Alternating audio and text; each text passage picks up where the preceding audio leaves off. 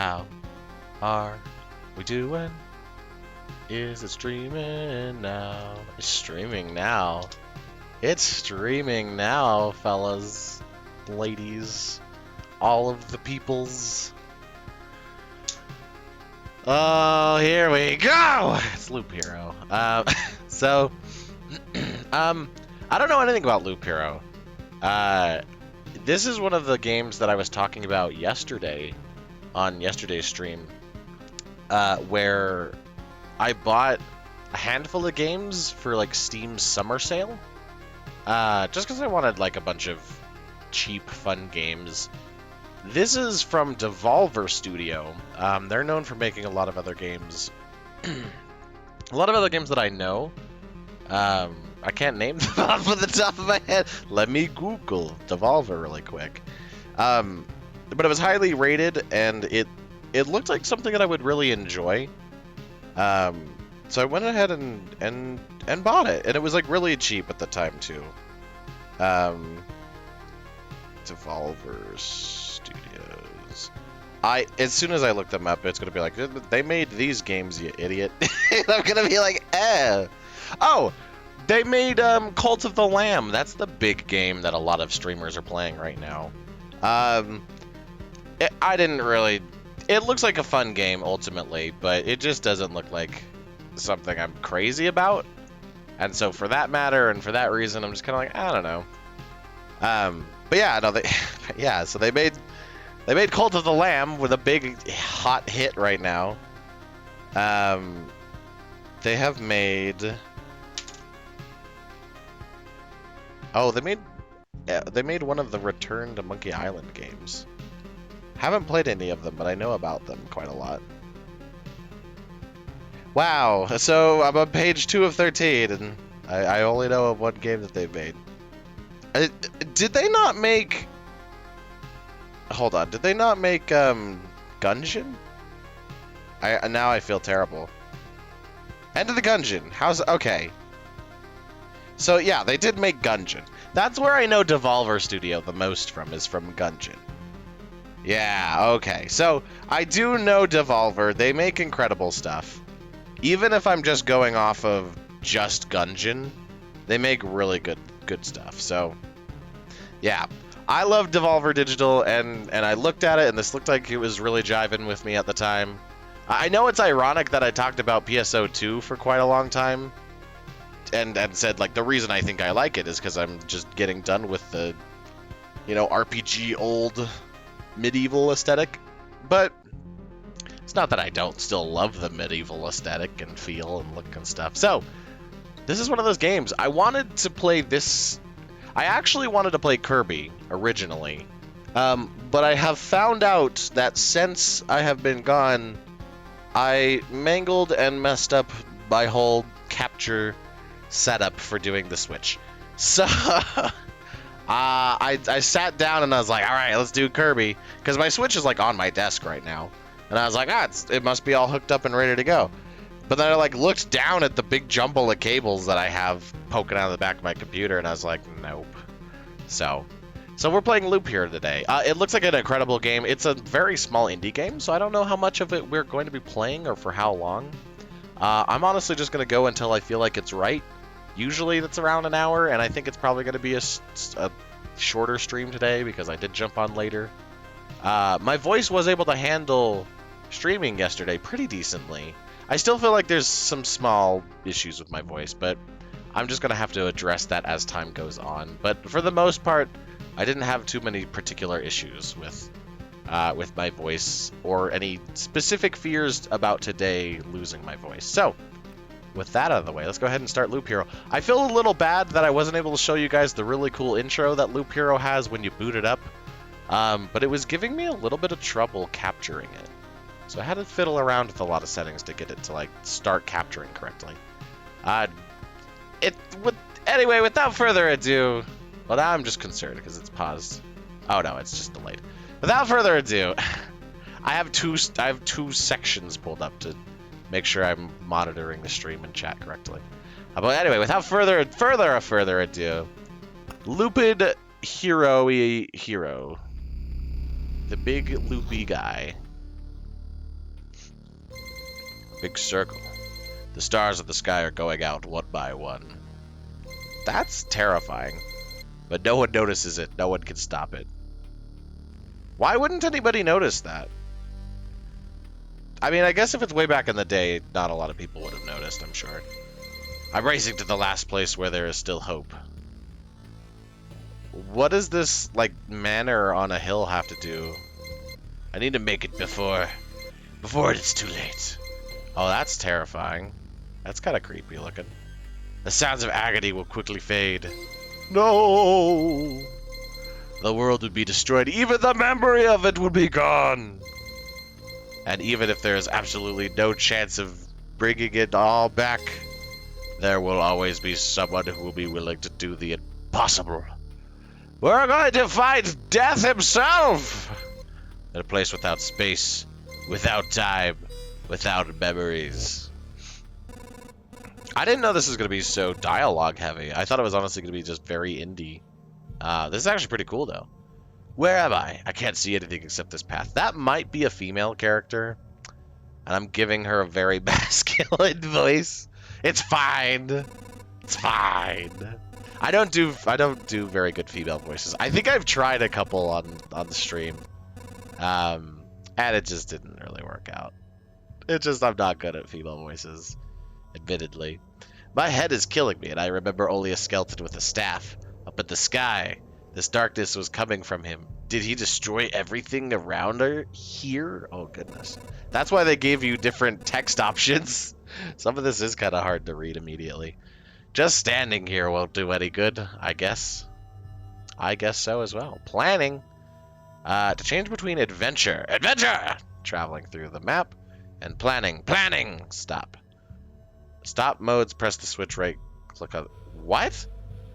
I started reading that like an idiot and repeating myself, and now okay. To change between adventure, traveling through the map, and planning stop modes, press the switch, right click, or space. Okay, so I'm in planning mode. So I guess that's like the pause button in like Legend of Zelda or something. Continue your journey by changing the game mode. Okay. Oh, I need to do it. Here we go. Oh, she and or he or person just starts walking, I guess. Oh, I didn't know that's how it was gonna be. I thought it was just gonna be like I use the arrow keys and go left, right, and up and loop around. I guess maybe that would get repetitive and annoying, so I understand why it's automatic, but I don't know. We'll see. We'll see. It looks interesting so far. Hope I'll be able to find some shelter before nightfall. If night still even exists without the sky, that is. I think, yes, conceptually that is how day and night works. Oh! Pay attention to the day progress bar at the top of the screen. New enemies usually appear at the end of the day. Okay. Alright. Continue your journey by changing the game mode. Space, right click, mode switch. Okay. A living ball of slime. Quite a nuisance. They digest anything they can. Is she going to... he, person... going to... talk about everything that we encounter in the game? Hey, I remembered this creature. Maybe I just need to refresh my memory and everything will go back to normal. It's a staple in a lot of games, so... if you don't know what a slime is, mystical hero person, I'd be quite concerned. Oh, you could like... oh, interesting. Is this overly important to like have this start-stop feature? Is it gonna get that wild where I'm gonna have to like Magic the Gathering decide based on like paragraphs of text and knowledge and information how I am going to attack slimes and things? I don't know, let's see. Maybe this will take more than one stream. I didn't anticipate this being more than a one stream thing. Who knows? I guess maybe that would be for the best anyway. Traveling, fighting, and most other actions are done automatically. The player cannot affect them directly. Press anywhere to continue. Oh! Oh, so it... oh. Alright, well I guess that's for the best, huh? So I don't have to sit down and consider hundreds of different ways of doing things. It's hard to fight with your bare hands. I think there's an undigested weapon in the remains of that thing. Alright. I think I remember there was a grove nearby, and these even... What? Are. I don't know. I probably should have changed the text. I thought it looked nice. I thought it looked like nice text, but the E's are all funkadunky. And I just having a terrible time reading this. I think I remember there was a grove nearby, and there's even... Are these... Why? This game's probably gonna drive me insane, isn't it? Are these even my memories, or do they belong to that slime? What are you talking about? The slime. Grove. Oh. You can use cards that are left after defeating enemies to add various new objects to the map. That's what planning mode is for. Oh. Drag the card to the suitable space to remember. I can't drop this anywhere. I have to put it there. Now continue your journey. I love the aesthetic, and I love that we have this like little guy, but I also would have enjoyed if it actually looked a little bit more like the hero character. That's not a cat. That's like a big old scary rat monster. Oh, here we go. A forest rat wolf. It was right.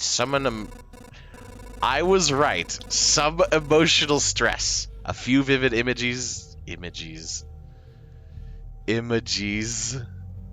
Y'all, I think I need to get my brain hole checked on. This is images. I have never read images as images. And a bit of adrenaline, and I almost read that as forest. Should I be streaming tonight? Should I be streaming? Alright, it's like a bad dream. I mean, I'll remember it all like a bad... Dang it! Good thing nobody heard that. What? Even the text is like wild. 3 to 5, 4 to 6. Okay, easy. Oh, it goes away? I don't get to put it back in my inventory? Well, that's kind of stinky. Well, I guess it doesn't have any, like, degradation, so I don't know why you would go back to a different thing. As you probably already noticed, you can get new items and cards during battle. Some items have unique features, and do most of the cards. By hovering over an item or card, you can inspect its properties. Equip a new weapon and place your new cards on the map to continue. So we got a forest. What? I could just put this the Flip-A-Flap-A-Ware? A thick forest, nobody knows who or what could be lurking inside it. Makes you a bit nervous. Plus 1% hero attack speed. Oh, it literally is just something you add, like, oh, so I'm like rebuilding the environment in this like spaceless, timeless world. And by doing that, my character gets stuff back. Okay, so rock can go anywhere. I don't want it to take center stage. We will be boring. We'll just put it top left. Good, so there's a mountain over there and a forest over here. The world's almost back. The branches and stones in my backpack are a sure sign of that. What are you on about? What? If I had sticks and stones in my backpack, I wouldn't be sitting there thinking, ah, what a normal day. Some of your actions will yield resources that you will need later on, but not right now. But that shouldn't stop you from looking at them right now. Continue your journey by changing the game mode space. Right click, mode switch.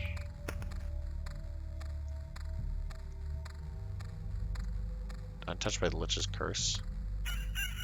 Sustainable for building what? I think it's time I get some rest. I think it is. For building despite the shapelessness of the... Okay.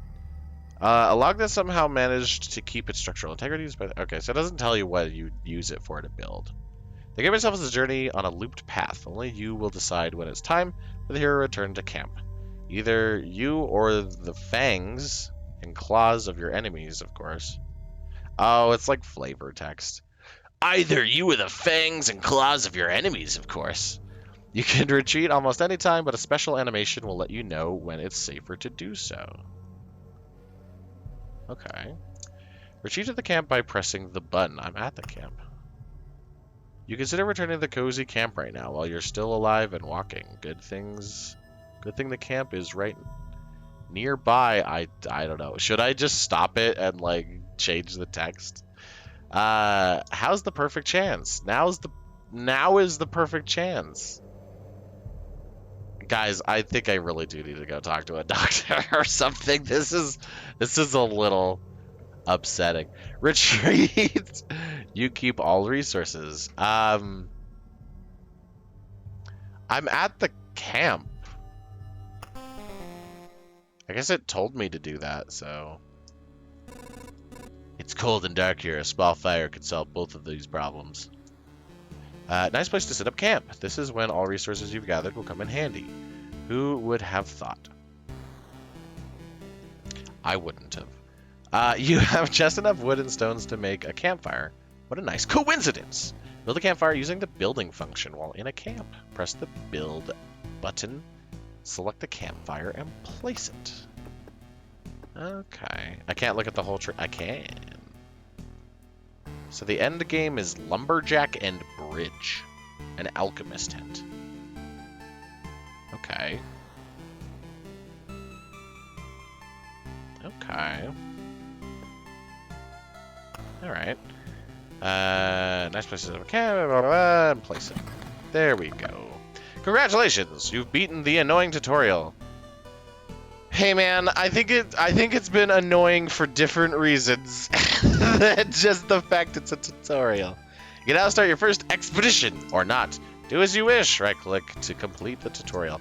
It's really well written flavor text. It's just because I'm being a dummy, I'm tired, or I need my brain hole checked. I'm messing up considerably. I don't know. Maybe I should just go to bed right now. What are we doing here? Campfire! Come on, cozy monsters get away from it. Adventures. The hero restores 20% of his. So it is a guy then. The hero restores 20% of his max up 8 HP. Oh man. Makes a flip a dingle dangle.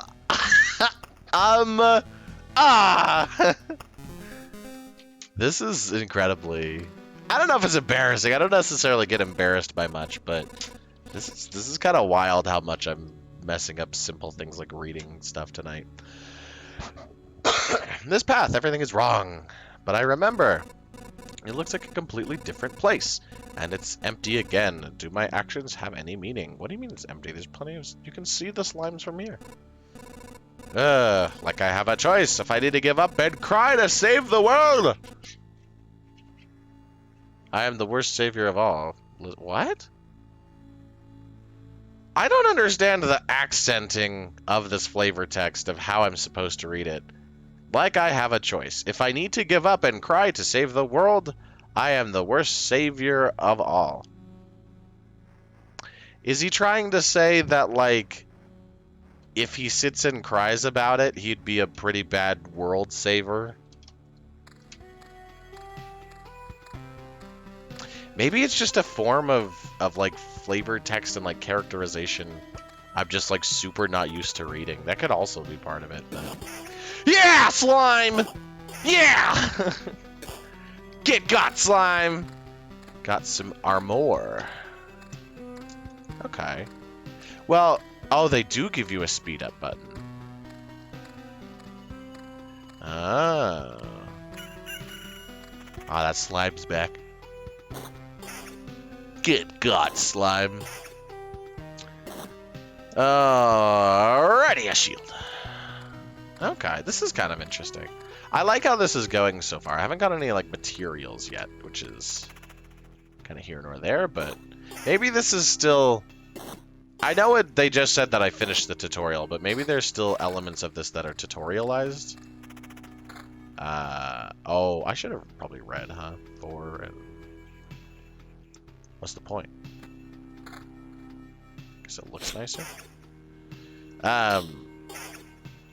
It is actually kind of funny, though, that it brings up, like, space and time and stuff. I have it... Oh, so you can get armor that's worse. How do I throw this away? How do I throw this away?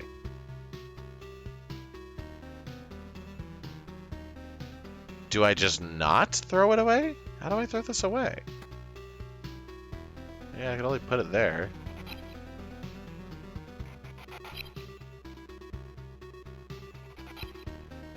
I don't like that weird gear.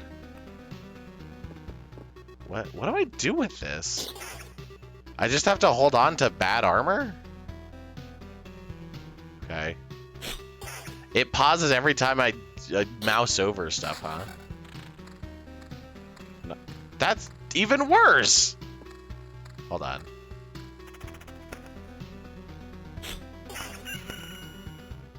Okay. Okay, I get this. This is starting to feel on a level of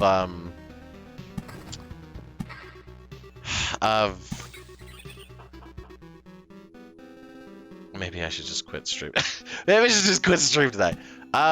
This is starting to feel very much like FTL. Smells like blood, spawns a chest on an adjacent tile. Each loop, enemies on the tile around it can become ghosts when they die. So I would want to try and put this on a corner piece as much as possible instead of in the middle. Yeah. Yeah. Place for the dead and some of the living occasionally spawns a skeleton every 3 days. Skeleton? Okay. And then a rock! Can you smell what the rock is cooking? Oh, it's funny that this is like a game based on like space and time and stuff, because it reminds me a lot of FTL, right? Like a lot of this is really kind of feeling like FTL. Attack speed, damage 46. Do not have a weapon. Can I equip mid-battle? Is that why it's letting me do that? This feels weirdly FTL-like, where I have like a lot of things I have to manage and like set up correctly. And I guess the text is like very like interesting and fun too. So I don't know. 4 and 4, and then that's 4, so doesn't really mean anything. You will keep. You will lose.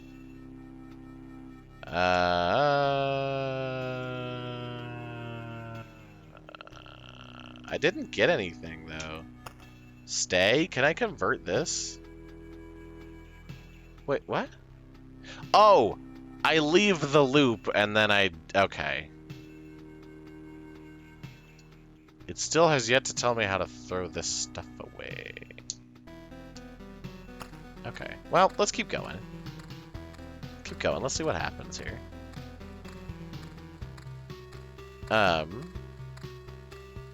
did want to talk about something, though, that I thought was kind of interesting to discuss.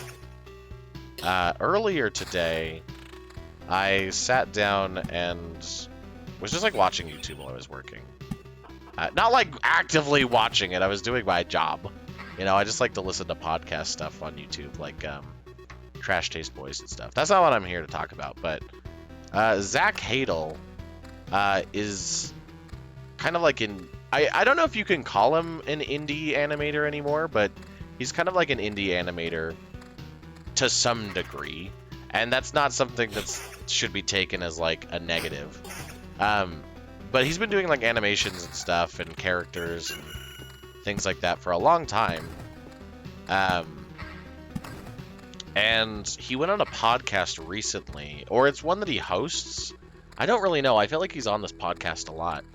But he was talking about how DALL-E, and how a lot of people feel like DALL-E is potentially going to be something that... well, I guess for those who don't know, DALL-E is it's an AI that manipulates a lot of metadata to be able to create essentially an image from excuse me, from existing like input, and then it's able to give you well, okay, so you like type something in, right, and it gives you an image out of what you typed in, and it tries to get as good at that as possible. So he was kind of talking about like DALL-E and how that might ultimately take over artistry and like things that relate to art and creativity. And I don't know. I just don't know if I fully agreed with him on everything. A Silky Bastion of 8-legged hunters spawns a spider on adjacent tile once a day. Because his assertion was basically to the effect of like, people do not fully understand the capacity of AI to take over creative industry things. And I do agree with that. My problem is that he was basically getting to a point where he was trying to assert that it, like, you would input his example was that like you would input all of the like best horror screenplays into this thing, and it would ultimately be able to like spit out the best kind of, you know, show that you've ever seen and the best movie that you've ever could conceive of, you know, to the point where it like starts to rewire your brain.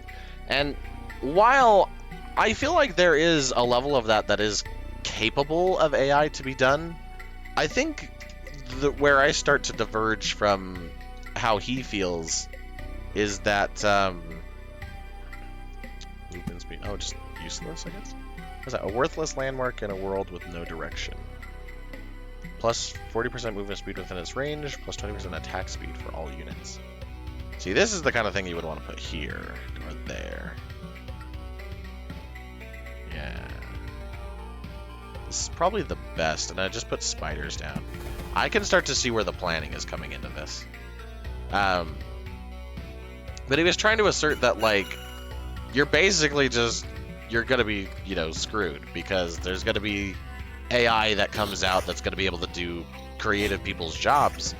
And while I think that's inherently true, I also think that there's just as much of a chance that AI is not going to do that and not going to be capable.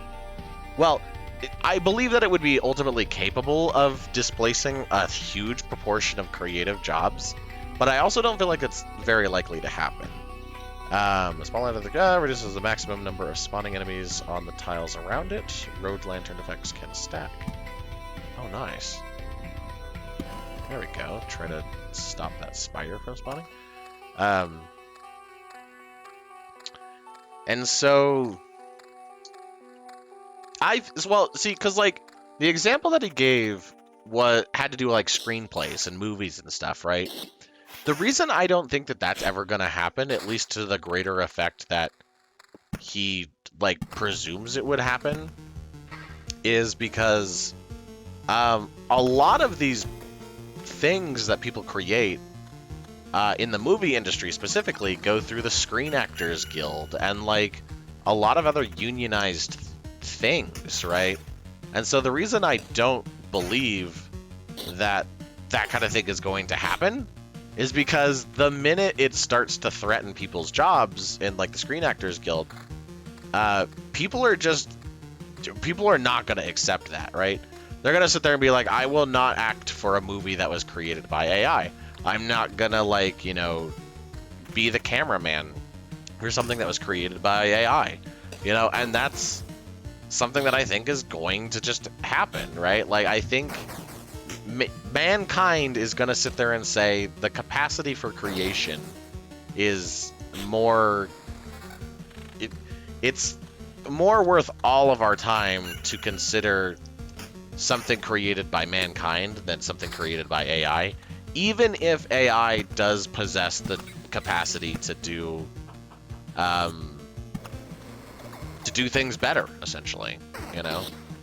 Why are so many spiders here? And so that's how I just kind of like feel about it, is like, I think it's gonna be very difficult to do that, right?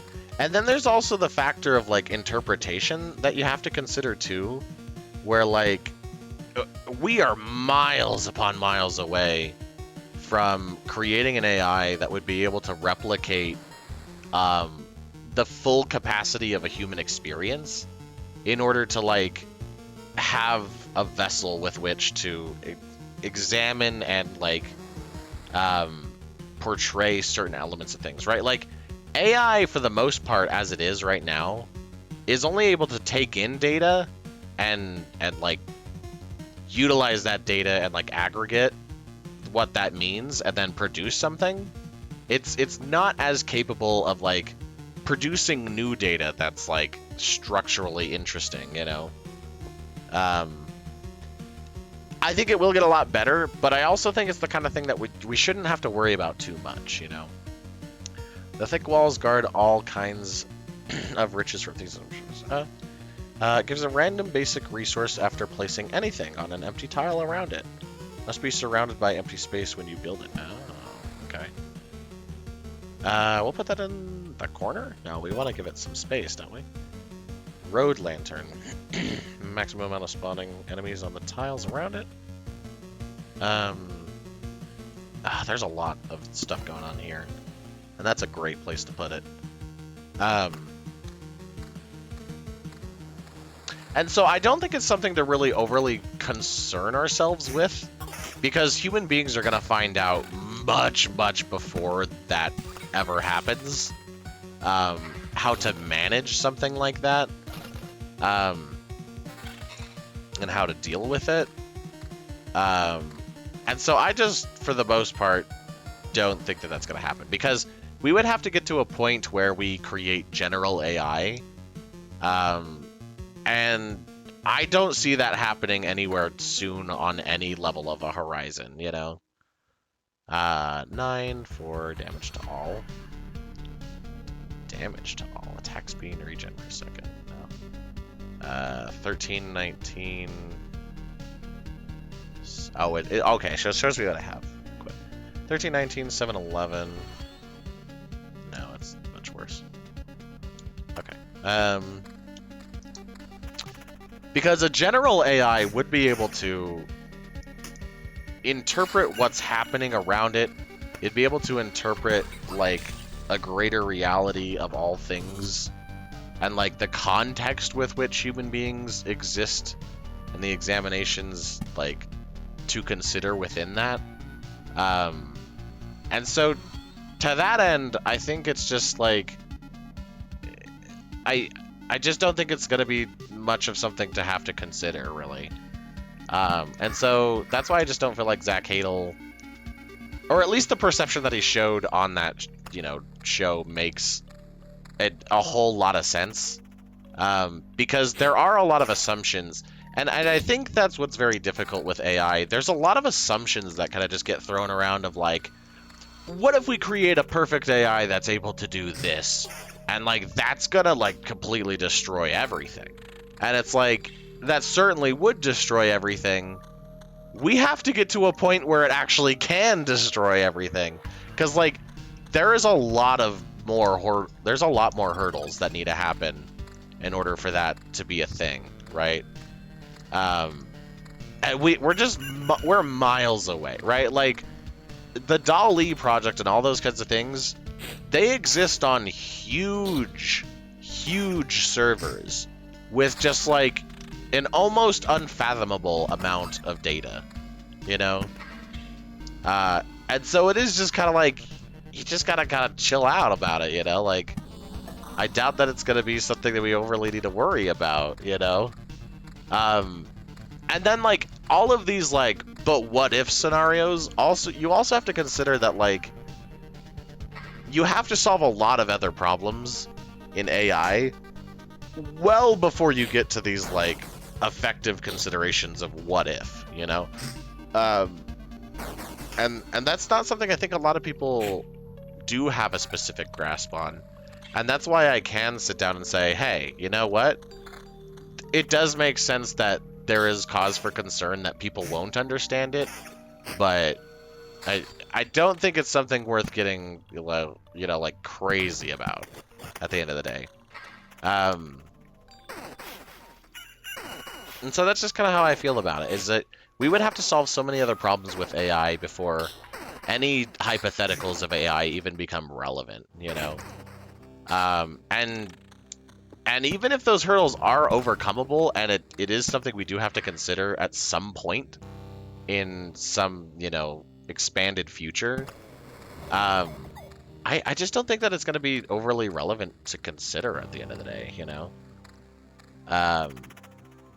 And so, yeah, what I do worry about, though, with AI and jobs and just other stuff in general, is I do worry about mankind finding itself in a position where it can destroy itself. I don't need attack speed. Where it can destroy itself in the process of creating more sophisticated versions of AI, right? Because I can see a dumb AI, right, like put into a position where a human being deploys this dumb AI in a dumb way, because it's a human being behind it, and that causes a lot of stuff to, like, start having problems, and, like, people dying, and, like, Terminator type stuff, right? I'm actually a lot less concerned about general AI in that regard, because I trust general AI's capacity to be either exactly the same as a human being, and that's why there shouldn't be much cause for concern, is because it's like, do you worry about everybody else that you meet on the street taking over the world and destroying everybody? If we're able to create a general AI that mimics a human being, we're probably not going to have to worry about it too much. That's just kind of like my foresight on it, is like, if we're creating something that's just like a human, do we really have to worry about it any much more than a human, And I know there's like a lot more to this. There's a lot of nuance, but I guess I felt like I wanted to talk about it specifically because DALL-E has really pushed people into a position and into a perspective of like, what happens when the machines take over, man, And it's like, do I have to hit this button to... Okay. So we'll hit retreat. I want to find out what these resources do and why they're overly important. But I feel like everybody looks at DALL-E specifically, and they freak out. And I'll talk about that at least a little bit more in a second here, because we got some more dialogue, and we're trying to figure out what's happening. I can't believe it. Hey, everybody. The boy managed to return. Oh, really? Survivors? Does this mean I'm not alone anymore? Where did you come from? Is there still a place without darkness? We don't know where we came from. That or we can't remember. These few people are all that's left for our group, I think. You're not sure? We're not sure. We reached that conclusion based on the abandoned luggage and leftover daily rations. Each day we see the signs of other people's presence around us, but as far as we know, they don't exist and never did. It's like we forgot them. Oh, this is sad. Forgot them? Exactly.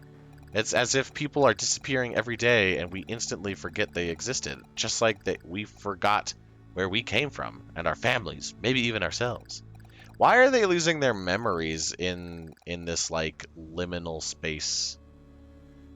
My name is Yota. Not Yoda. Yota. Alright. That I still remember. Okay, that I still remember. I was reading that as like a 1 for a second. Everyone else's memories are not much better. That's why I remember so little about myself. Everything is forgotten. But wait, you said I managed to return. That means you remember I was here. Yes, that's why that's so important to us. We saw you leave, but you were gone before we could approach you. Listen, we can't keep wandering in this emptiness anymore. There's a campfire here and enough space for a few sleeping bags, a real luxury in these dark times. What do you say? Of course you can stay. I'd be very grateful if we could team up. I want to put everything right. I'm only beginning to remember the world as it was before. But there's no point to it without other people. It's too lonely without them. Remember the world? I don't get what you're talking about. I'm too exhausted. But we'll be glad if you could help us. And we'll be glad to help you. Am I gonna get a buddy to walk around the loop with me? Just don't ask us to follow you out there. Oh, man! Ah! Yoda, ah! I don't know how you managed to return, but for us, leaving the group is too dangerous. I will ask no such a thing of you. For now, I just want to have a place to return to. A place where I can hear other people's voices. Simple. Are you gonna let me build a thing, or are we just gonna keep talking to the man? Or the woman? I don't know. We weren't joking about helping you. Here are the few things that survived the cataclysm and don't vanish. Don't become forgotten. Take it. You might need it. What is this? Oh, gave me more materials! Food supply. Found in the ruins of the New World. Unlike the rest of the world, hunger is still here, and you'll need all of the means you can get to fight it. Really? Okay. Well, of course, campfire, right? Like, we need a camp. Have I already built campfire? Was that what the point of the tutorial? Oh, it is there. Okay. I don't know why I didn't notice it. Maybe it's just that one little flickery thing. Common campfire, warm and cozy. Monsters, keep away from it. It's a nice spot to have some rest between your travels. It's also the center of your camp and the starting point of your adventures. The hero restores 20% of his max health upon entering the campfire tile. How do I tell him to enter the tile? Okay. Whoa, whoa, whoa, whoa, whoa! Oh, I just had to click off. Okay. Herbalist's hut. Smithy. I need more food, I guess. Field kitchen. A very important place for any camp.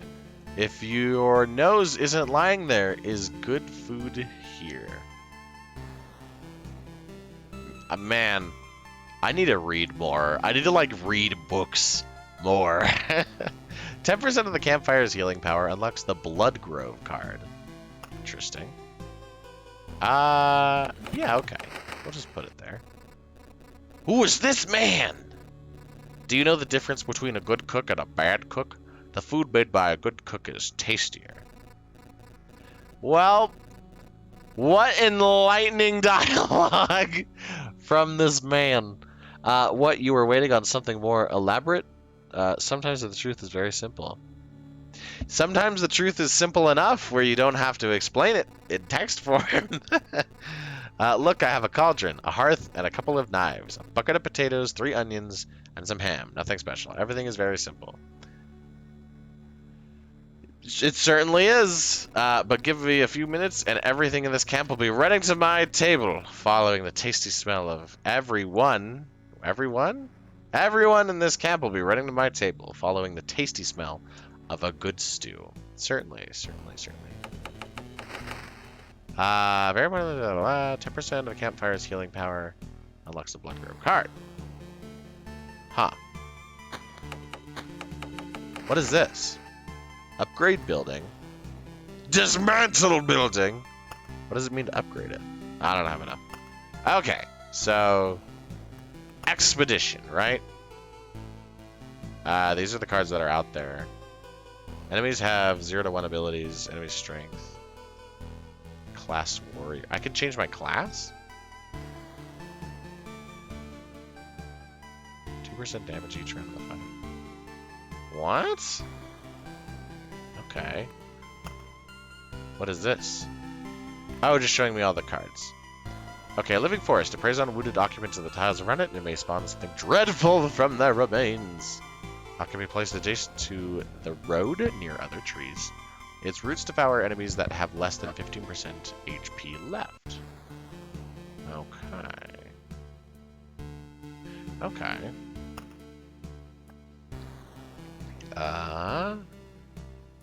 So I can't do anything about getting more of that stuff. Chapter 1. This is a wild game. This feels so different. Why am I on a new map? I don't go back to my old map? I don't have any of my old stuffs? Wait a minute. Should I have just kept going with that first one for as long as I could? Because I was doing pretty spectacular. Okay. Grove. Meadow. Interesting. I love how this game is turning out so far. I think the flavor text is somewhat difficult to read with the especially slightly difficult to read font, but adjacent tile. Adjacent. I want to keep that open, don't I? So I'll just put that on the edge. So yeah, no, I think it's just something worth talking about because I feel like a lot of people are freaking out about DALL-E. But the problem with DALL-E is that it's like exactly what I said. It has to take data in order to interpret any of what that data means, you know? Whereas like other things, other concepts of AI,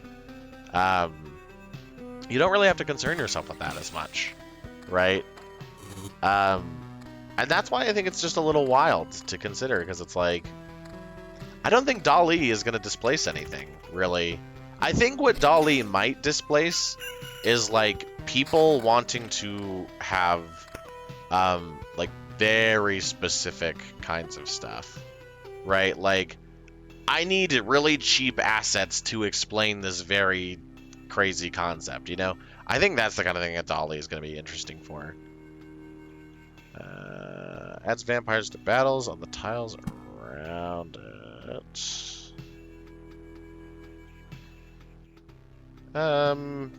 This is a pretty dry area. Put it there.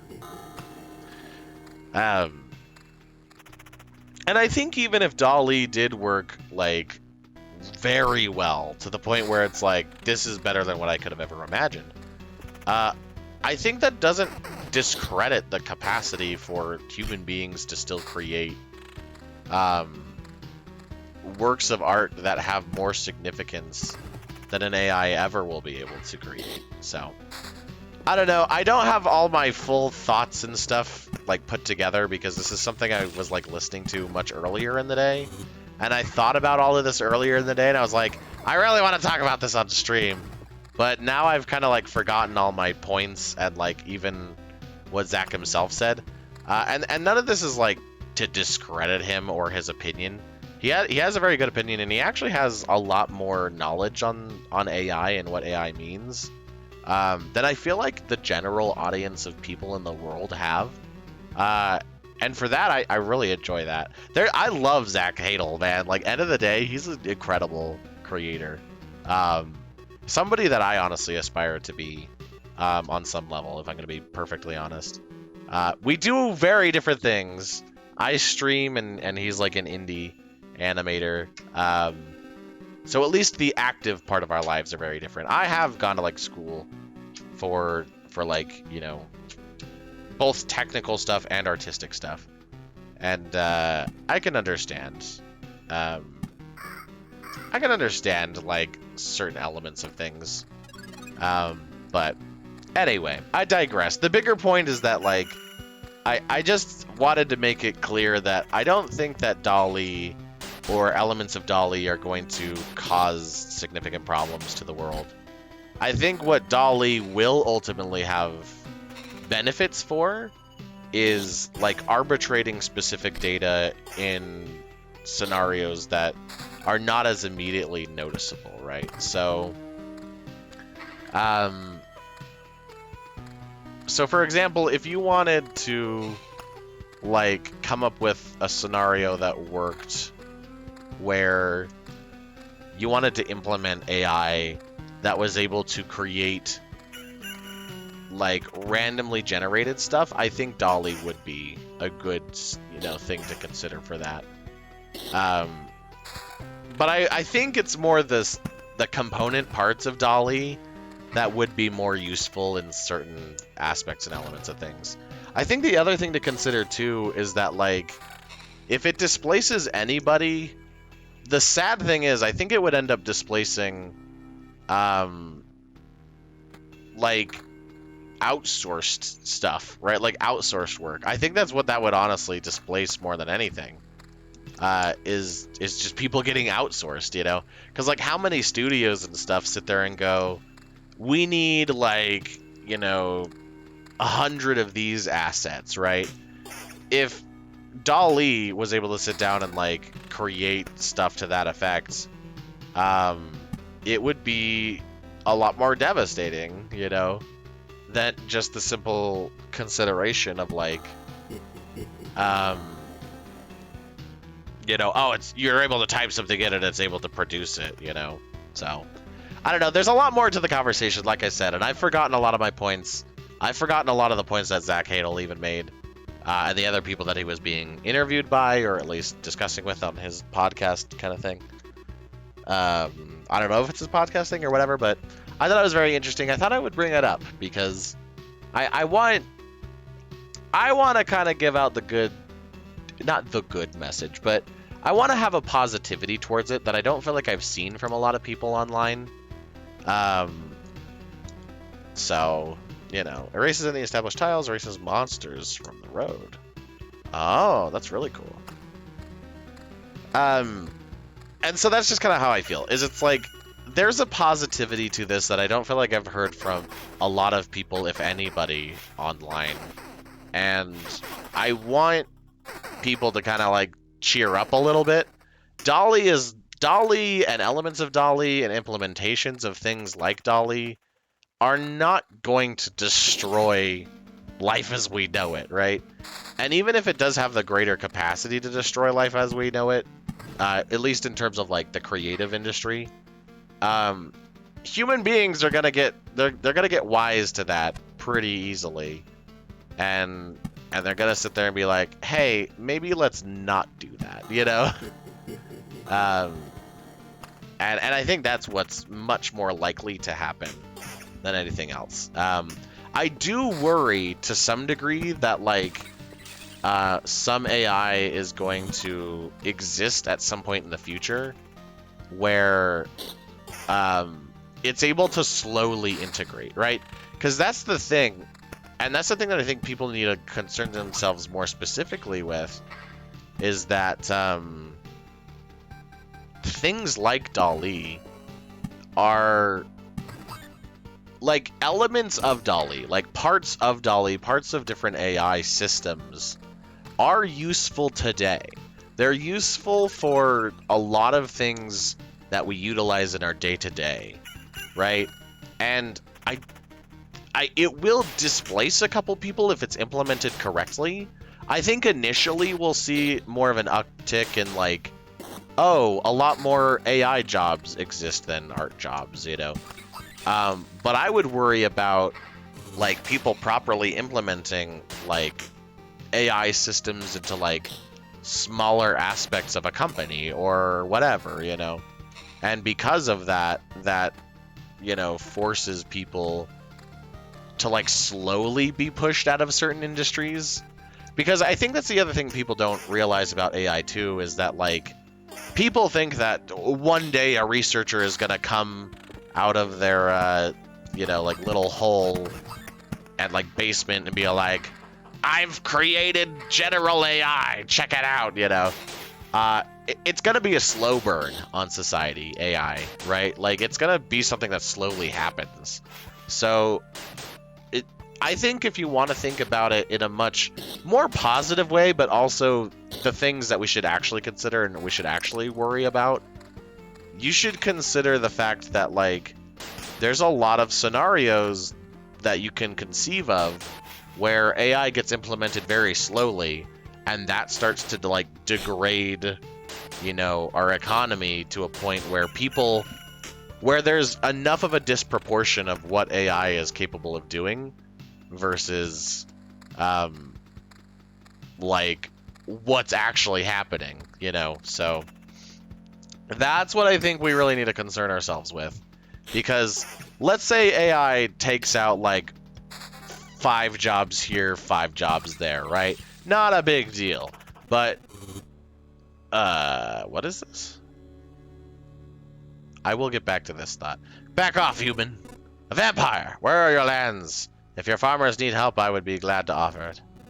No more lands, no more flock. Only hundreds of years of emptiness. And hundreds of years of hunger! Save yourself while you still can. I don't know how long I can keep my head straight. What hundreds of years are you talking about? Your mind is easy to trick, but you can't trick my hunger. It demands its fill. Every sip, every drop of blood will go to satiate it. I'm too weak, but you can help me, and I will set this crumbled world right. That's right. I'm doing this not just for myself, but for everyone, in the name of the greater good. So be grateful for my hard work and just let me bleed you dry. That's gross.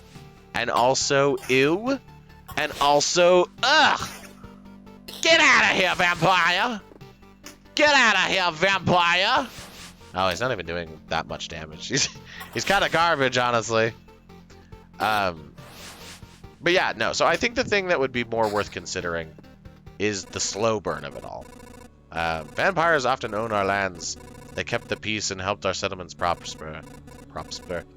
But this won't do at all. Now they are just pale shadows of their former selves, both physically and mentally. Apparently, blood of other creatures can't sustain them.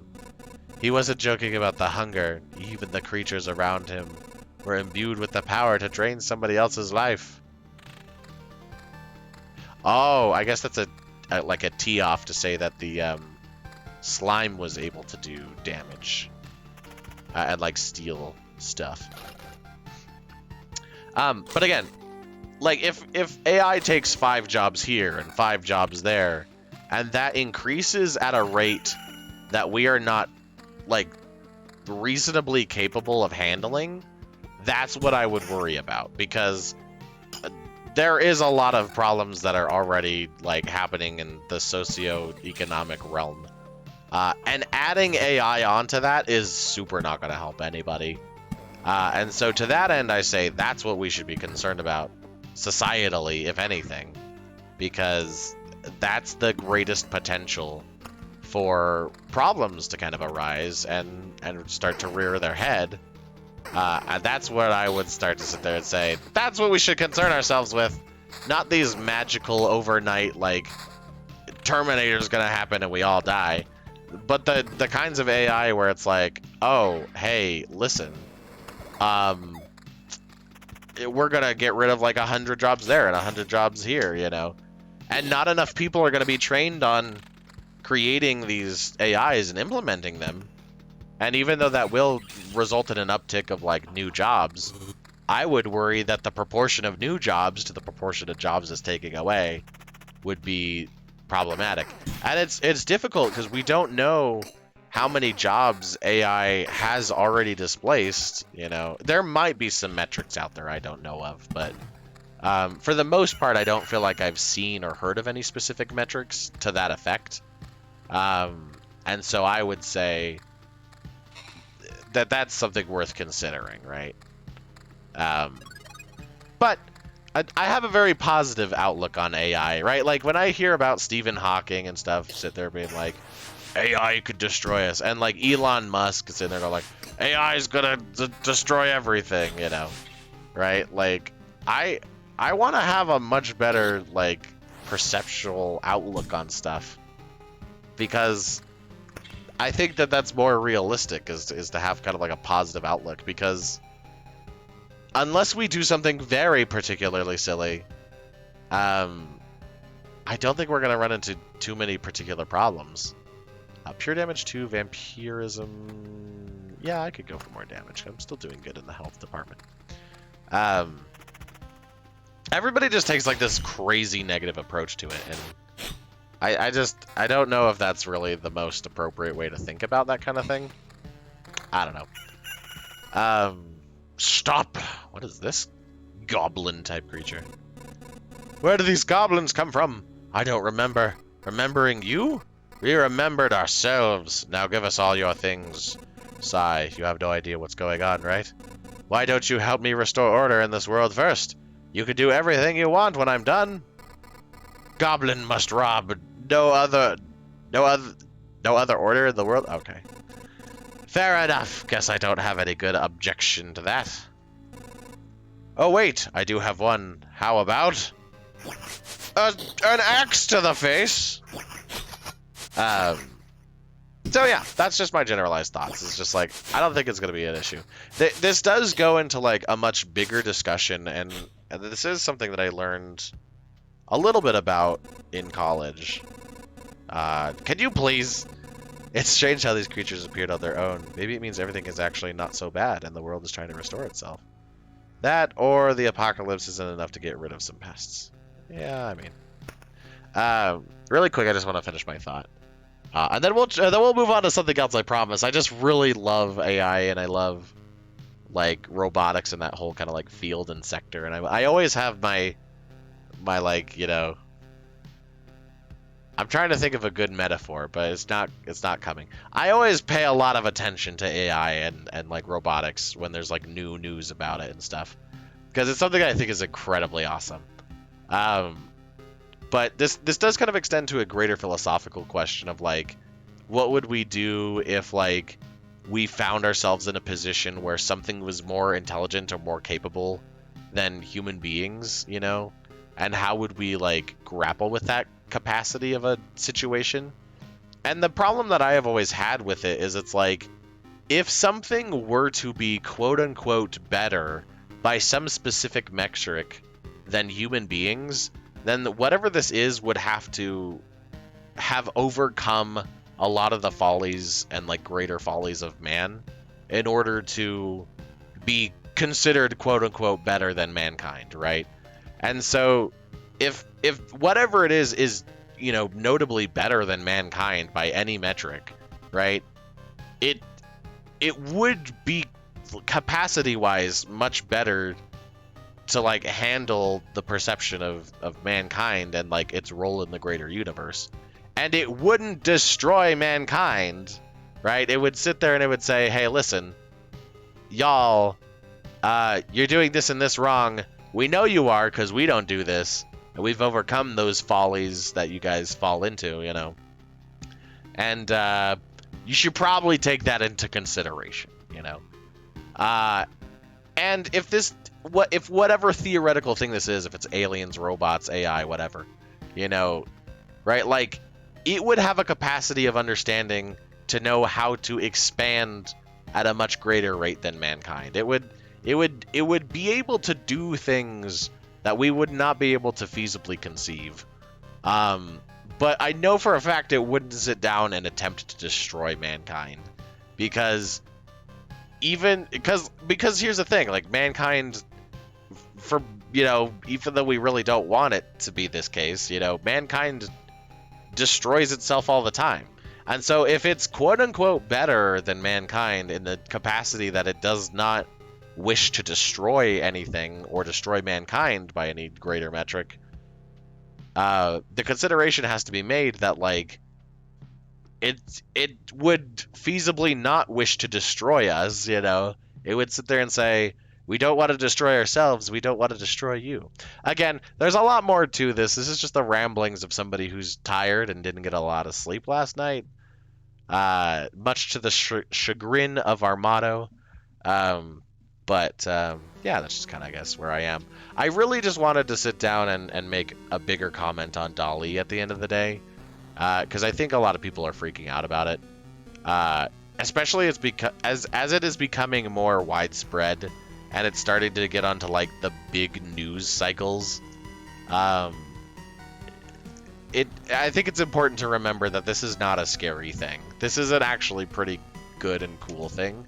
There's stuff we should consider, but I think the fact that we even have people who are putting this into consideration is enough to suppose that it's not worth worrying about, you know? Like, have a nice life, like, you know, relax and enjoy things.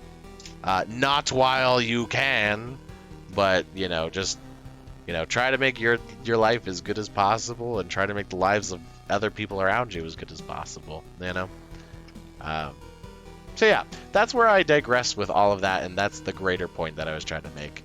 I know I've made stupid points over the course of the last hour or so, and I know that there's a lot of flaws in my reasoning, so don't at me. The point that I was just trying to get at is that, like, it's not something that you should, like, worry about Terminator style. It's going to take many, many years, because it doesn't, like, AI does not double in its capacity, like, just because computer parts are able to double in its capacity. We have to solve a lot of very very crazy and complex and difficult problems before AI or robotics are able to become any much more sustainable or capable. So, unless you hear news of some big math problem being solved, or some very specific computational thing being solved, I wouldn't worry about AI for quite some time. And again, this is stuff that people have been thinking about for a very long time. Like, even though everybody likes to point at Asimov, right? Like, there is something to be said there, right? Like, Asimov was thinking about this a long time ago, you know? So, it's just, my greater thing is just like, don't worry about it. Just enjoy the fact that we get really weird and crazy images from DALL-E. And, you know, and just enjoy life and keep creating and keep doing these things, you know? So yeah. Now I feel like I shouldn't post this on, like, YouTube, because I feel like I have said enough silly nonsense that might put some people off. It's a topic of conversation I really appreciate. So I hope people also find a level of appreciation in that regard. But yeah, I don't know.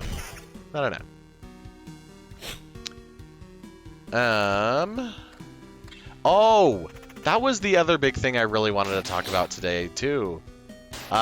There was... I don't know how new it is. I might have just missed the boat on it. But there is a new... trailer for Pinocchio. Like, a live-action recreation remake of Pinocchio. Right? And it looked really good, because I was expecting Pinocchio to look wild, because Pinocchio in the cartoon, he's like very cartoony, you know. But if you make him like live action, what do, you know? Oh, I didn't want it on the corner there. And so it is just kind of one of those things where it's like, you know, like, what do you do? You know. And I'm very surprised with how they were able to make Pinocchio look very compelling.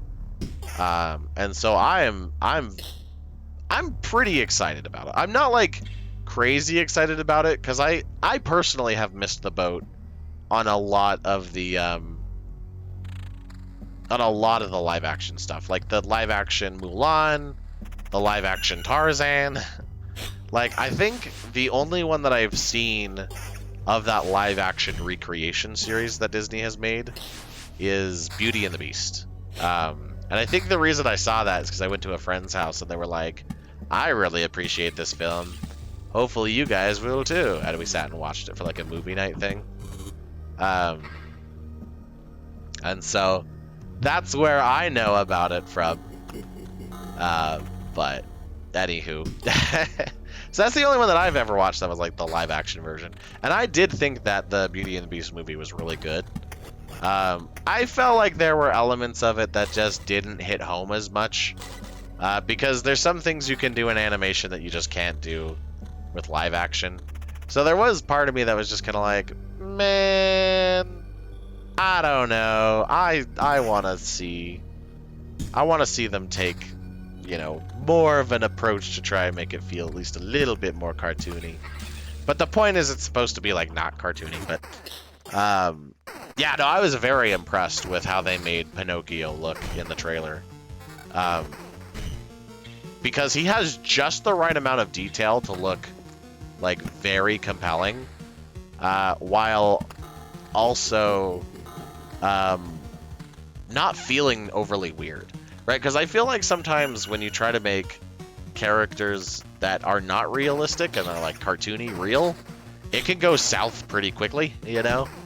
Because I've like looked it up before in the past. I've looked up like anime characters and stuff, like what would it look like real world if this person, you know, was like if this anime character was, you know, real life, because artists do that all the time. They try to make like real life equivalents of cartoons and things like that. And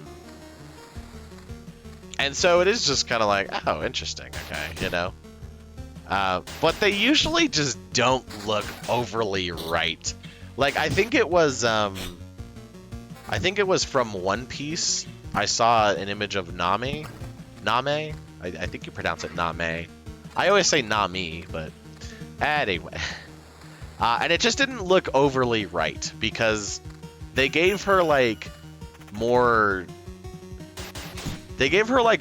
body, especially around her waist, because it's very unrealistic, the characters in One Piece in terms of their proportions. And so it just like kind of looked a little off, because it's like, that's not how Name looks. Is that really how Name would look, you know, realistically? And it just felt slightly off, and I was just like, I don't know, you know. Spider cocoons are the worst. And so I was just like, I don't know how I feel about that, you know. And so I'm really impressed by. I'm trying. See, because I think that I have more of a nostalgia for how Jiminy Cricket looks. See, that's where I kind of like got a lapse in thought. Is I was like, I really like Pinocchio, but also Jiminy still looks great. Like, don't get me wrong, Jiminy still looks incredible. But I just have like a weird nostalgia for Jiminy being like hyper cartoony, which I don't really feel like I got that feeling. I don't really feel like I got that feeling from the trailer. He feels like he's like kind of real, but like kind of super not real. And I don't know, it just felt like a weird mix. Maybe too real, I guess. It's the best way to put that, but regen per second. I actually do want that regen. But anyhow, so I thought it looked really great. It looked really, really incredible. And yeah, I'm really looking forward to it. It looks like they didn't. Oh, I didn't look it up, but it at least seems like, without me looking it up, it seems like either they did an incredible job with their like makeup department and stuff, but I did not notice any specific actors, right? Like it you know, like I didn't sit there and go, this actor, right? Like I feel like I couldn't notice any specific, you know, actors were in it that were like big famous actors. So they either did an incredible job with their like makeup and like costuming department, or I just don't know who's part of it, which is also possible. But I don't know. I'm pretty thoroughly impressed by how it looks. It is also one of those things too, though, where it's like, now I kind of wish that they would go back and redo some of the ones that they've already redone, you know, because there are some scenarios where it to me would make sense to do something like that. Defense or evasion, vampirism. I will take the slight damage decrease because we are losing quite a decent amount of health, and I do want to just keep going with this. But yeah, I don't know. It looks really good. It looks really good. I think is the biggest takeaway. I don't think I'm gonna be like going out of my way to see it like day one. I don't really feel that way about not any film. I don't feel that way about a lot of films. There are a lot of films where I just kind of sit back and I'm like, I can wait, you know? And even though I love movies, for some reason when it just comes to movies, there's just this big feeling of like, no, you know what? I can wait. So to that end, it's just kind of like, I don't know. I think what'll end up happening is that somebody in my family will sit there and be all like, we should sit down and watch the new Pinocchio, and I'll be like, I'm totally game, you know? I'm totally ready to sit down and watch this film. It looks great. So that's hopefully what's probably gonna happen. But yeah. I wonder if this is easy just because I'm on chapter 1, and there's not a lot of, like, complexity that's been overly introduced yet. But I also kind of want to just take advantage of the fact that I'm able to, so far, get through this for the most part without any issue. Oh, we got a gargoyle! Gargoyle! Oh, and I will say I am slightly upset that they didn't put Drew Carey, they didn't cast Drew Carey as as Geppetto. They should have cast Drew Carey. He's probably a little old for the role. Well, no, that's not true. He could still do it really well. He's probably more preoccupied with The Price is Right instead of sitting down and trying to do another role for Geppetto. For those who don't know, Drew Carey, a long time ago, I can't remember if it's like pre-2000s or not, but he took a role as Geppetto in some iteration of Pinocchio, and it apparently did very poorly. Like, critics were like giving him a really hard time. And so I think it would be really cool if he came back and did the Disney version and like redeemed himself, you know, and did like a better version of Geppetto in the Disney version, right? And he's on a lot of practice with like production style stuff, so I would imagine he would at least do pretty good with it, you know. But who knows? I'm sure he would turn it down. I'm sure even if Disney like approached him, he probably would sit there and be like, "I'm done with Geppetto. Get out of here," you know. But I don't know. I would love to see Drew Carey as Geppetto in the new movie, but I know he's not. I know he's not the actor. One can still wish, can't we? Can't we? Oh, that has a lot of good vampirism, but we're doing pretty good on health now. Defense, damage to all, and then counter. That's much better. I wonder if the color behind it tells you the rarity of the type of item. That's what it feels like, at least.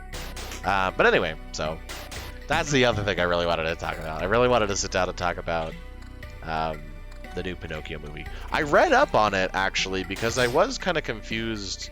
It's been, like, I remember watching Pinocchio when I was, like, what, like 5 years old? You know? Oh, what does this do again? Spawns a chest adjacent. Enemies on the tile around it can become ghosts. Oh, so you want to put this where there's the least amount of stuff possible.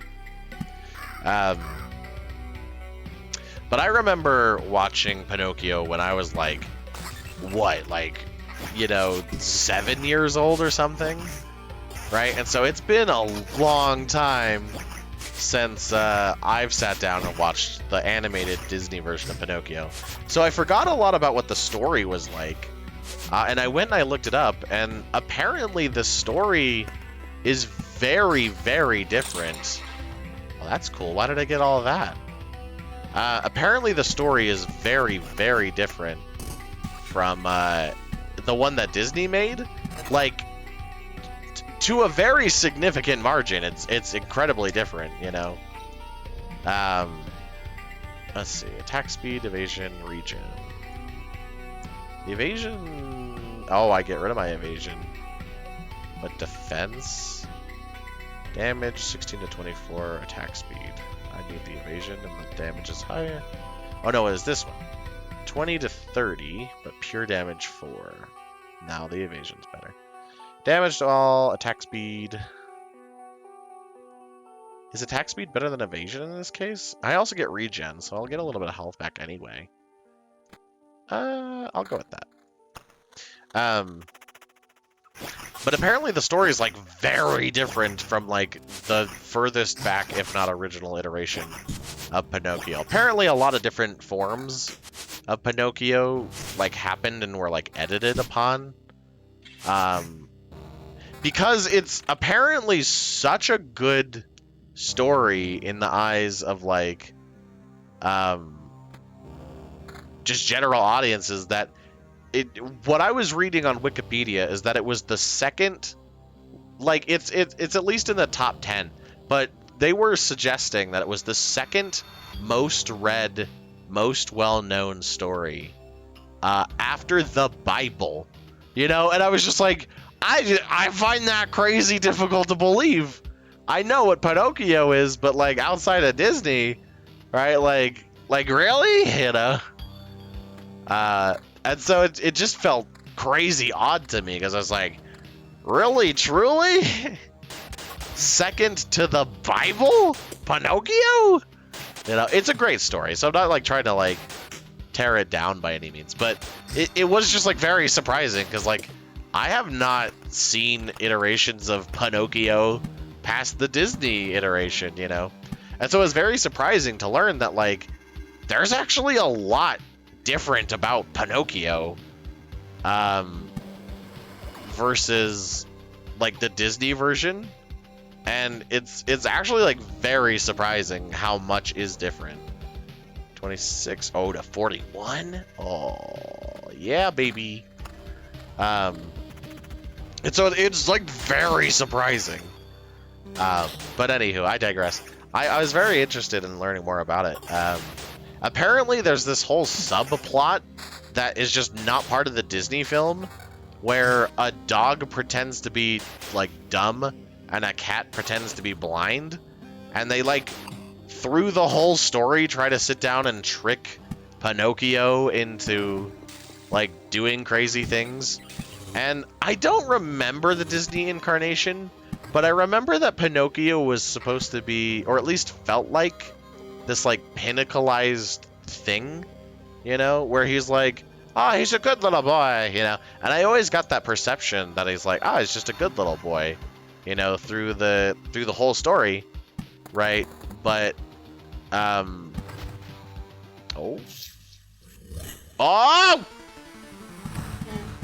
what do you mean? What do you mean? What? What? Radiates with powerful energy that devours space and time itself. It is time to face the destiny of this world. I'm not doing too hot on health. You know what? Screw it. Let's just destroy these other. Let's just destroy these other ones. Let's just do that. Oh, wait. Could I have used it on whatever that thing is? I might have been able to use it on whatever that thing is. Man. All right. But apparently, from what I remember, and again, I haven't seen the film since for a long, long, long time. But Pinocchio, from what I remember in the Disney adaptation, was like kind of a paragon of sorts, where it's like he's a good kid and like everyone around him is trying to like have him go down a bad path, you know. Instead, Pinocchio in like the original story is like a crazy trickster, you know. Are they doing that on purpose, or was this legitimately just okay, whatever. 666 health. Pinocchio was the trickster. He was the crazy one through a lot of it. Can I use this on this? Lich's Palace? We'll have to see if we can do something about the Lich's Palace. But Pinocchio in a lot of the instances is like the rude, mean one, you know? Because like in the original story, apparently when Geppetto, and then that's the other thing too, like Geppetto in the Disney adaptation, he already has Pinocchio like carved out, and it's just like a featurette of like his shop, you know. Defense vampirism. I do need that vampirism. The defense is not that much less. Yeah, let's go for it. I need the vampirism. I need to prepare for whatever the heck that thing is over there. What was good about this? Just that it has vampirism. So Pinocchio is apparently this like sentient piece of like ashwood or cherry wood or something like that. I think it's ashwood. But he's this like sentient form of ashwood or whatever that one of Geppetto's neighbors comes across because he's trying to fix a leg on a stool or something. Damage all vampirism, attack speed, and regen or something. I think it's better to have the regen for now. No, let's go for the vampirism. Why not? The number's higher, so it must be better. And so this like sentient piece of wood, right? Like he takes it to Geppetto, and Geppetto's like, you know what I should do with this wood? I should make it, you know, like a puppet and like, you know, have it dance around and like stuff because, you know, I want to have a kid and, you know, stuff like that. So basically to that effect, right? And so he does it, and he makes Pinocchio, but when he like finishes carving Pinocchio's legs, he immediately kicks Geppetto just to be like, ah, Geppetto, take that, you know? Right? And it's just like, wow. It was right here that the sorcerer's Omnicron conducted his futile experiments in the attempt to stop the heat death of the universe. Every palace increases Lich's HP and damage by 5%. So I should try to take it out then, huh? And that's just a bigger part of the Lich's palace. So maybe I should use it here. That'll get rid of the Lich's palace, or at least a piece of it. And then it'll hopefully help us not die to the Lich, even though I anticipate dying to the Lich.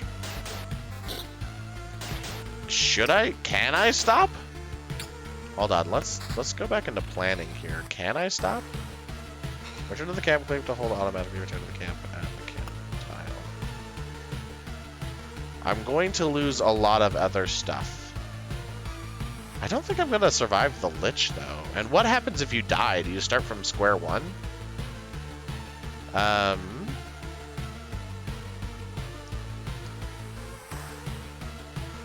Oh, I will just lose all of it. Oh, no, that's not all of it, is it? Oh, left side's what I keep. Right side's what I'll lose. I don't understand that. You'll keep 60% of all resources found. Am I going to be able to beat the Lich, though? Let's stay for a minute. Because if I get all the way up to here and my health gets back to maximum somehow, then I will feel more confident with fighting the Lich. But I don't know. So he's like a major trickster, right?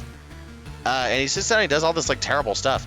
And the Cricket, right? Jiminy Cricket, he meets Pinocchio at like the start of the story. And he starts talking to him like, hey man, don't do all this bad stuff or whatever. And Pinocchio's all like, ah, a cricket. And so he like throws a hammer at it or something. And he unintentionally kills the cricket. So Jiminy Cricket, canonically, at least I think it's Jiminy Cricket, or like where the idea of Jiminy Cricket comes from, in the original text of the book, right? Like, gets killed by Pinocchio, right? And then later in the story, and I can't remember specifically where, the ghost of Jiminy, like, comes back and is like, hey man, you should not do this bad thing. These, like, characters are trying to trick you, you know? And Pinocchio's like, whatever, dead ghost Cricket. I don't need your help and advice. And he just goes against the Cricket's, like, wish, you know? And it's just like, what are you on about, Pinocchio? So Pinocchio, like, in the actual original story it's kind of an idiot, apparently. I mean, not that, like, Pinocchio in the Disney version was, like, you know, overly intelligent. He was just kind of, like, going by his gut in the Disney version. But Pinocchio in the original story is like a pretty big, like nuisance of a character for most of the story. Until, like, the fairy, that's the other thing. It's not an angel that comes down and visits Geppetto. It's a fairy that, like, happens along through the story in a couple different places. It's crazy. Like, so much of the story is different from the Disney version that it's just like, wow. And it does make me kind of want to go back and read the book, but yeah, that's the end of that. I thought I'd bring that up because it was quite revelating. Because, like, everybody talks about with, like, Disney's adaptations of things like, they didn't make the original version of Cinderella, like the, you know, bad Grimm version, whatever. You know, and it's like, well, yeah, of course they didn't. In the story, like, originally, one of the characters, like, cuts off their feet or something to try to fit into the glass slipper. You know, and it's like, do you really think a lot of kids would have wanted to see, like, you know, grown adult women sit and do terrible, like, horrific things to themselves just to fit into a slipper? I don't think so, you know. So it makes a lot of sense why they made those kinds of moves. But it is just still kind of funny because it's like, you know, like, people just kind of forget, I guess, that, like, Disney, like, really changed a lot of these stories. But I'm so surprised that, like, a lot of the story of Pinocchio, like, a very significant amount of Pinocchio just didn't get put into the adaptation, into, like, the Disney adaptation of it, right? And I'm sure a lot of the stories are missing, like, details, considering, like, Disney adaptations, but it felt like so much of it was missing that, like, it almost felt like somebody, like, at that time who was, like, making the original adaptation from Disney sat down and was just like, this is an incredible story. What we're gonna do, though, is we're gonna take that story and I'm just gonna take as many elements of it that I like, and we're just gonna go ahead and call it a day with this, more or less, you know? And it's just kind of like, oh, for real? Okay, you know? That it feels like it's a completely different story at the end of the day. It follows a lot of the same beats, but it felt like I was, like, reading a completely different story when I was, like, going over the synopsis of it online. And it's apparently it's like the original Pinocchio story is in public domain. So maybe I'll sit down and read Pinocchio and get back to you guys about, like, Pinocchio. I don't know, though. I haven't commit myself to reading books in many, many years. And I just don't know if it'll happen. Damage to all or damage to all 13. Is it even going to matter? Because I might have to, like, not do this Lich thing. Should I just stop here and not do this Lich thing? Okay, well, now I know that the Oblivion thing summons a Lich. So I think maybe we should just back out. Because I don't want to fully restart. We're about an hour and a half into this, and I don't want to sit and restart the whole thing. Another success! You've returned, and we still remember you. Unbelievable. Yeah, it's good to be back, and I'd hardly call it a success. My old memories of the world were gone, the path was empty again, there was only darkness everywhere I looked. Interesting, is there not darkness everywhere you look right now? Interesting, so technically you remembered that you forgot something. We could find a way to use that. Let's talk about something more positive. We managed to tidy up this place. Time for a next step. What do you have in mind? Expanding the camp. We have people with all sorts of skills, from the cook to the alchemist, but each needs a place to work. However, we can't build anything with the local materials. You find a branch or a rock, turn away for a second, and it's gone. I'm afraid only you can solve this problem. The materials that survive your trips always look suitable for building. Okay, interesting. But those are just pebbles and splinters. How can you build anything with them? Curious, huh? I realized it when I saw your campfire. The things you find seem to spread. stability to similar materials and things. Okay. It's only a little change, but it's still something. Even a small branch is enough to make a wooden fence exist without constant oversight. Interesting. Oh, I still don't have enough food, and I don't have enough of whatever that blue circle orb is. What is that blue circle orb? Stable metal. Okay. Wait, I don't have enough for anything? Because I don't have enough metal or food? How long is this game supposed to take to complete? I mean, so Gungeon, if I compare it to Gungeon, because it's the only other Revolver digital game that I've played, that game took me like 40 hours. So I hope this game doesn't take me 40 hours. Well, I hope it does, because it's been a great game so far, but I also hope it kind of doesn't, because I was kind of looking at this game and thinking, oh, hey, that's neat. This is only going to take me like a couple hours, and it's going to be a very simple game. I was incorrect. Oh, man. But this has been a really fun game so far. I want to find out how to use these other sections of my inventory, though.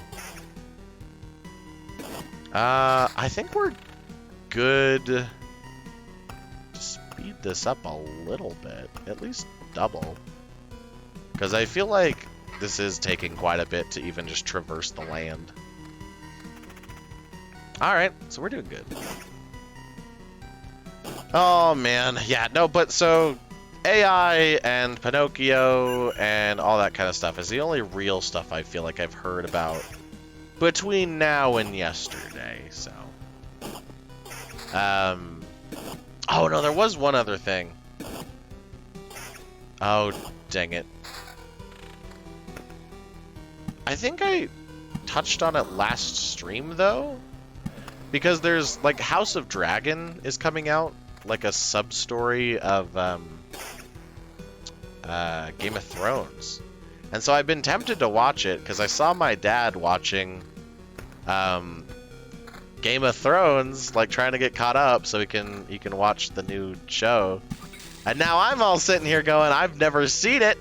So I kind of do want to sit down and, like, get a better idea of, you know, what happened so that I can sit down and watch this House of Dragons. Oh, and then the other thing that I did see a little like nod to recently. They are making, I've known that they've been making it for a while, but they are making a series on Amazon, I think, of Lord of the Rings.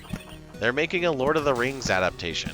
I have known about it for some time, the Lord of the Rings adaptation, because I got in an argument with my friends, or sorry, I didn't fully get in the argument with my friends, but an argument with friends of mine occurred where they were discussing how in Lord of the Rings there is or isn't a specific difference between goblins and I think it was like between goblins and orcs, right? I think they were having an argument about like goblins and orcs are the same thing, and then like the other person was like they're different, you know. And they were discussing like how elements of like classic literature and how it's been implemented has like changed the way that certain forms of the words are interpreted, but otherwise when it comes to the book they're like the same, something to that effect. It sent me down a rabbit hole though, and I sat and watched a bunch of lore videos of Lord of the Rings. And the guy who was like discussing it was like, hopefully when Amazon makes their, you know, series about it, they'll touch on these points. And I was like, what? They're making a series? But then I like looked it up and I couldn't find much about it. And yeah, they're making a series for Lord of the Rings, which I'm pretty stoked about, because I love Lord of the Rings, and I've seen all of Lord of the Rings. Like, I mean, for Pete's sakes, right? So yeah, I expect. I don't expect. I'm not like I expect great things. I know it's probably not going to be movie quality necessarily, but I do anticipate that it should at least be pretty decent quality. You know, where I don't feel like I've seen that with a couple other iterations of things. So yeah. What was it recently? There was an anime that came out recently. A live action adaptation of an anime that came out somewhat recently that everybody was upset about because they just did not get it correct, and they are upset that they keep announcing like live action versions. I think so. I remember the Cowboy Bebop. Cowboy Bebop? Oh, maybe that's what it was. Maybe it was the Cowboy Bebop one. I think it was Cowboy Bebop, now that I think about it. I think it was Cowboy Bebop. That they were like planning on making... No, because it did come out. Cowboy... Oh, now I don't even know. But Cowboy Bebop did come out, though. And it bombed. Nobody really liked it because it wasn't truthful to the anime, you know. So yeah, what was it? Kitsuguri, the like one gambling show. I'll look it up. I'll look it up for last time. Oh, speaking of things to look up for next time, I found out what match of BattleBots I was talking about yesterday. Hold on, let me pull this up. I wrote it down on a sticky note. Yesterday I was talking about how I really love BattleBots, and how it's currently going on right now. And I was kind of upset because one of my favorite moments from all of BattleBots history happened, I think last year or 2 years ago, and I could not for the life of me remember who it was that was like featured in that battle.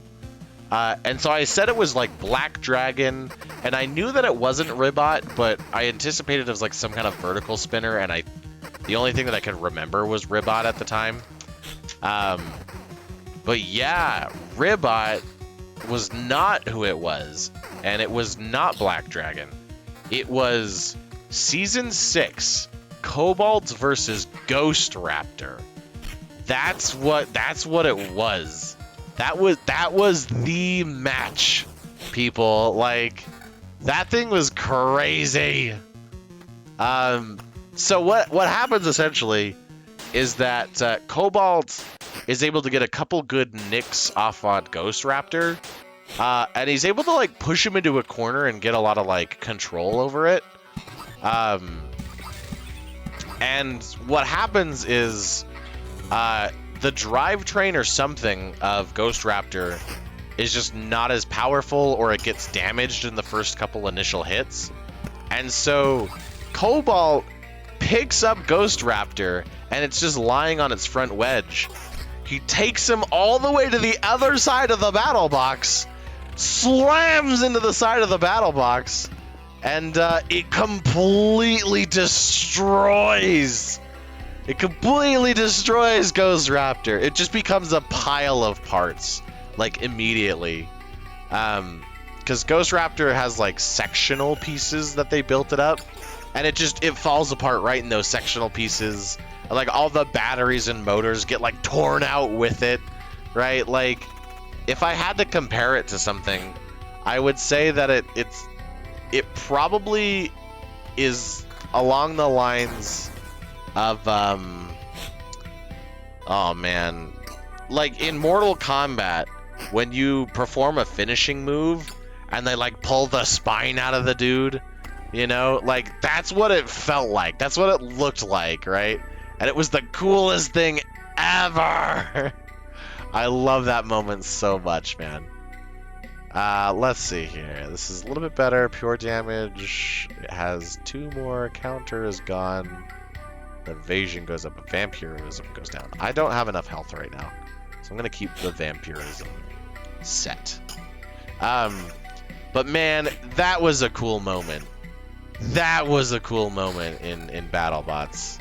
That's a very specific moment where I was like, yes, this moment in BattleBots, you know.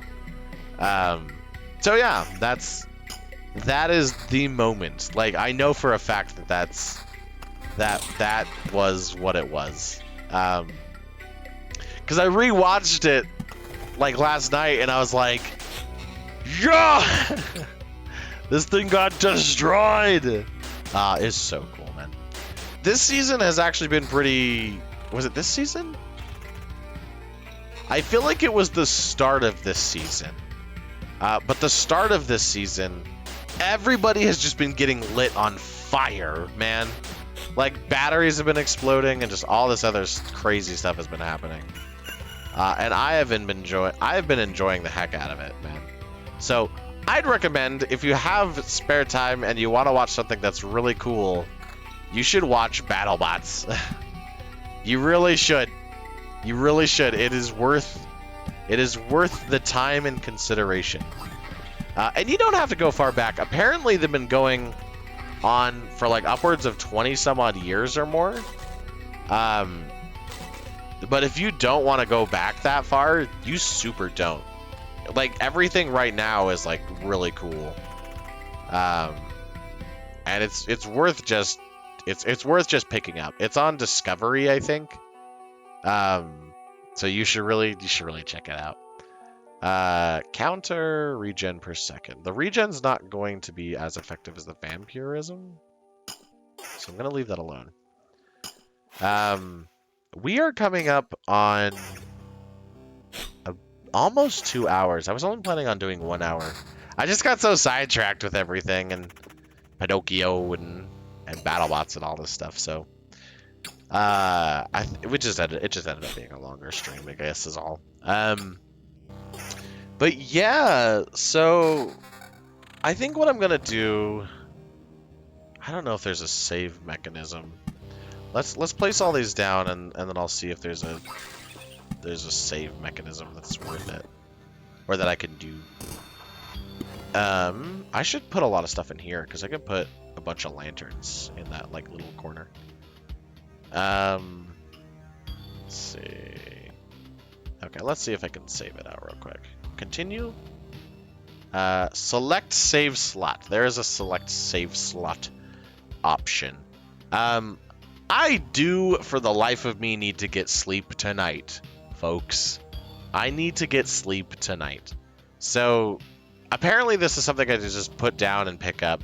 There's the high-res and dyslexia-friendly fonts. Next time I will put on the high-res fonts, and it should hopefully be much easier to read without me getting caught up on like the weird E's and S's and stuff. But yeah, so I think right now is a pretty decent place to call it. I feel like I'm kind of getting a little... I'm getting tired, like physically I'm getting tired because it's late in the night. And I need to give you guys a chance to get sleep, but I need to give me a chance to get sleep. And apparently this is something that's just like pick up and put down.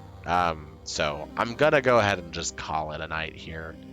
I know it's like kind of an unceremonious stopping point, but I think this is probably a good place to stop.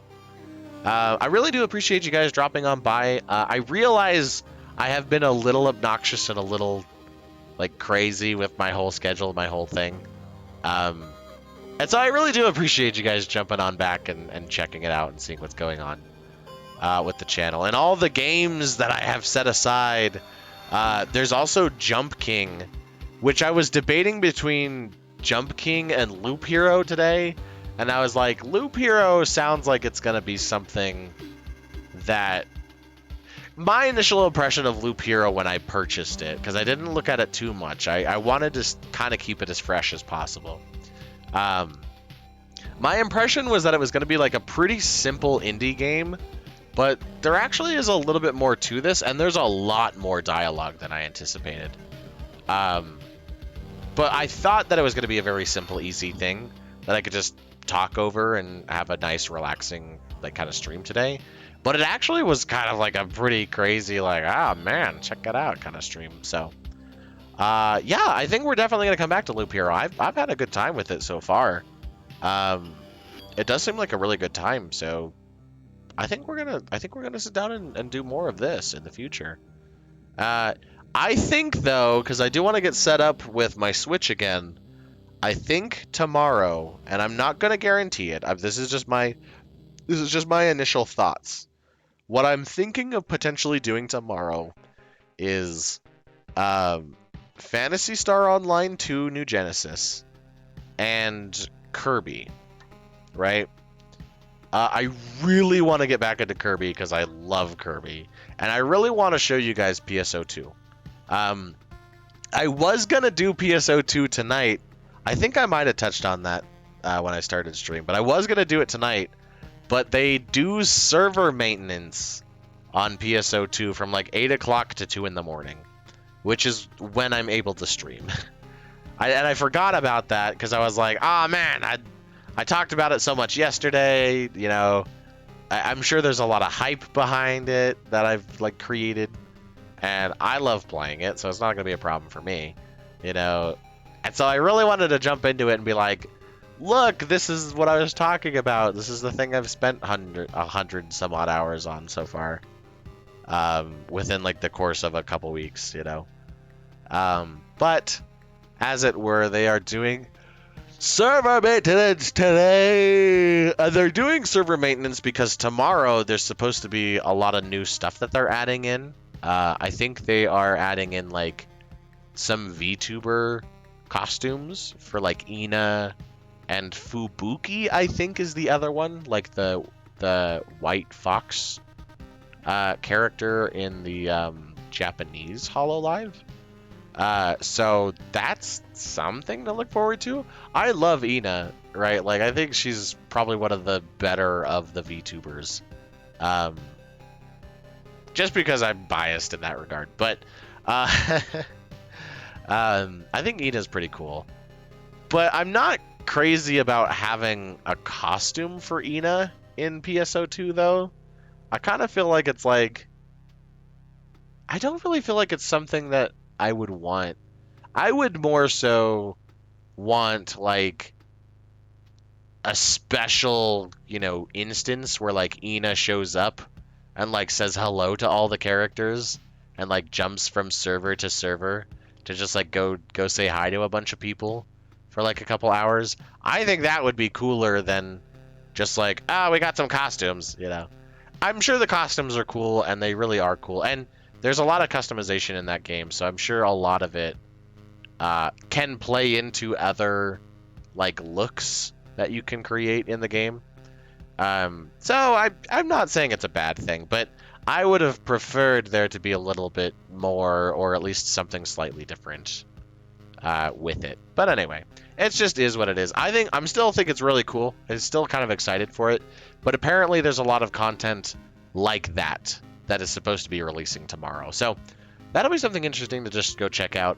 I'm not spending money on it or on the game, so don't expect for me to sit down and just like drop like, you know, money on it. I don't spend money on free-to-play games, and the large reason for it is it's just like, well, a large reason for it is that the content that usually is offered in free-to-play games is just like skins and stuff.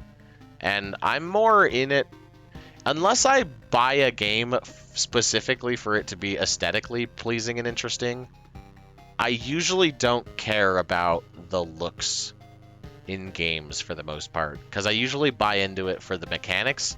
Like Apex Legends, like if Apex Legends was just about the looks and the characters, I would not be playing Apex Legends for as long as I have been. So that's just how that is. So that's my initial thoughts and perceptions about what I would like to do tomorrow. I will not guarantee it, but that is my thoughts on the matter. So we'll just have to see. We'll just have to see how that goes.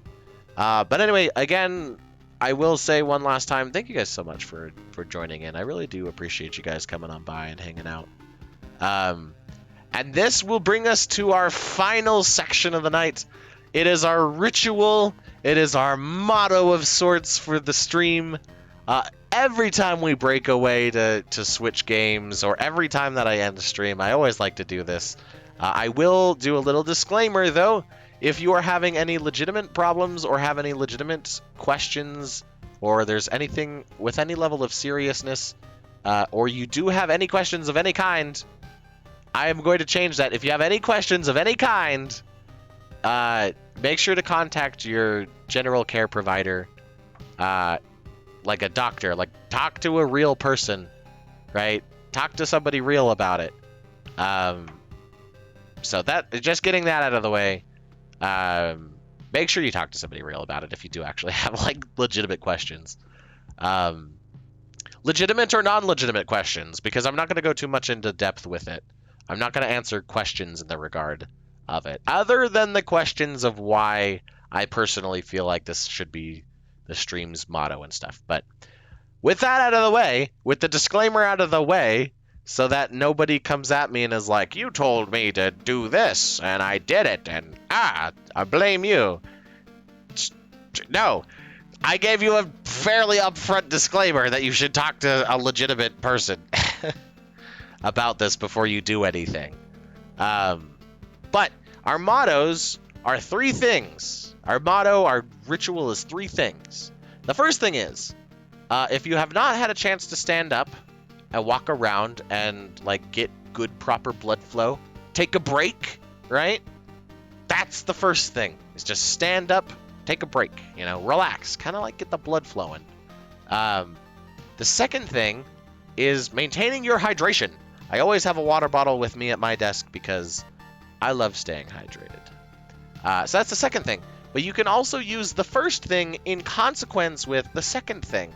You can stand up, take a break, and get a drink of water. So that's the second thing that can occur within two consequences of itself. And because it is the end of the stream, you can actually complete all three of these tasks by standing up, taking a break, and making sure your blood flow is good, getting some good hydration in you, and then going to bed, getting some good sleep. That's something I'm going to go do right now.